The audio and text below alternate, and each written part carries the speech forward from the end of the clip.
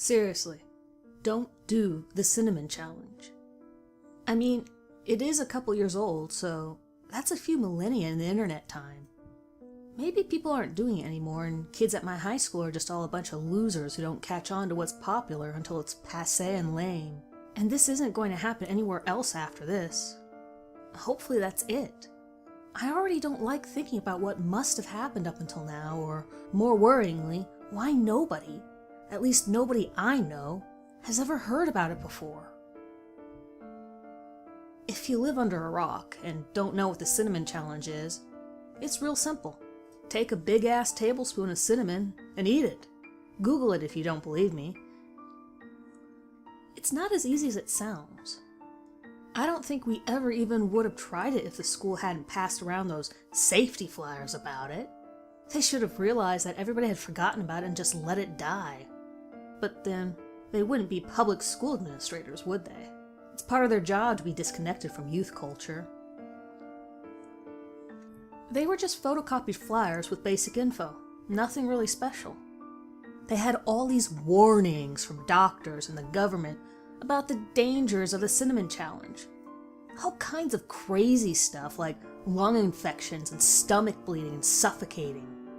I mean, you can't choke on powder. There's a little something called gravity that will make it fall. If you were standing up, I guess. It seemed exactly like the same stupid anti-drug propaganda they always gave us. So we took it exactly as seriously. Mainly meaning that by the time the last bell rang for the day, half the school was planning on stopping by Safeway on the way home to pick up a bottle of ground cinnamon.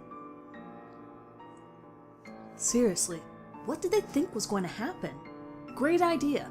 Tell all the high school kids about this dangerous, popular thing they can do as soon as they get home for next to no money. That'll work.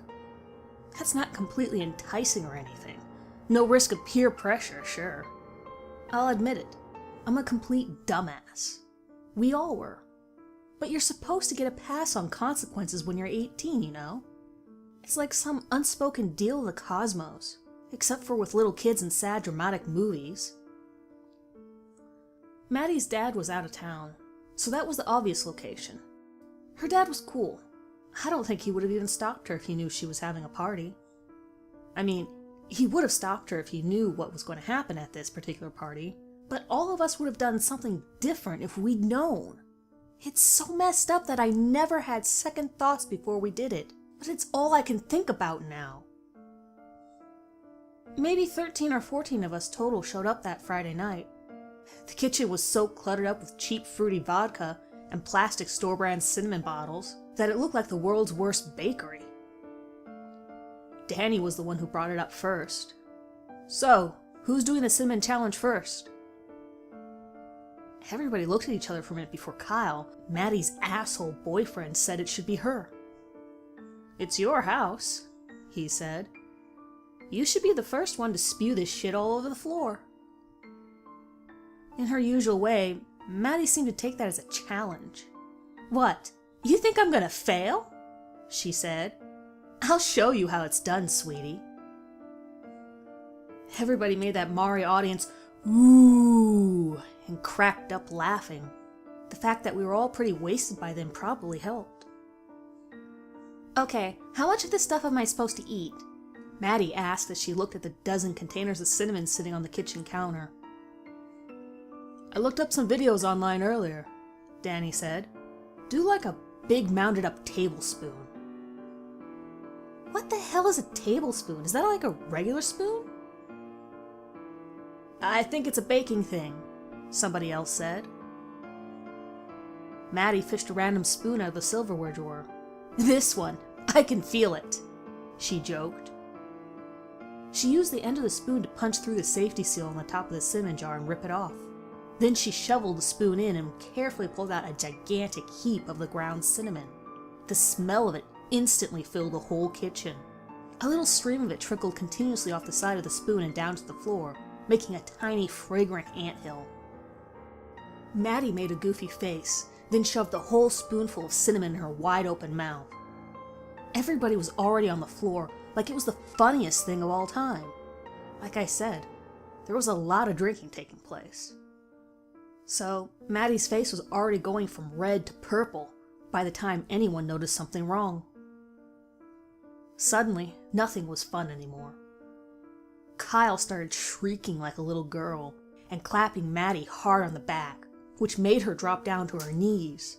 Her eyes were bulging out, and one of them suddenly turned blood red. Somebody thought it was exploding and screamed right in my ear.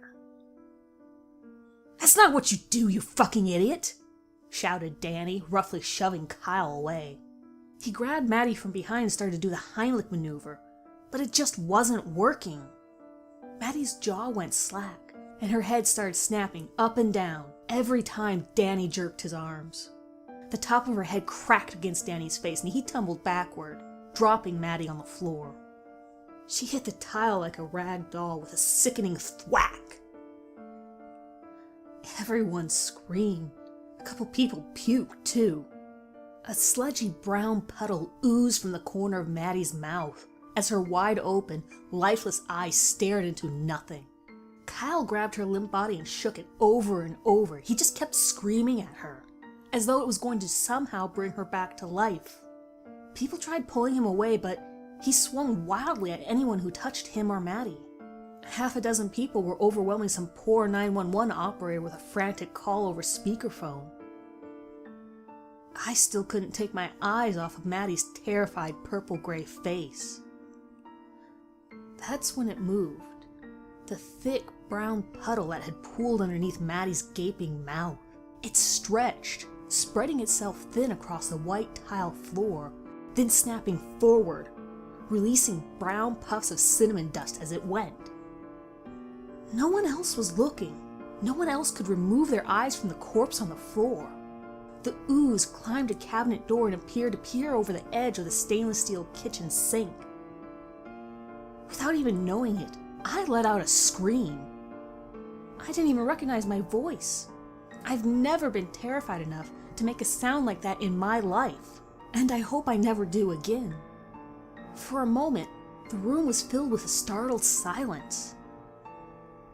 I don't know if anyone else actually saw the ooze as it disappeared down the sink drain, but in that horrible, quiet moment, everyone heard it. Maddie's giggling voice. "This one, I feel it."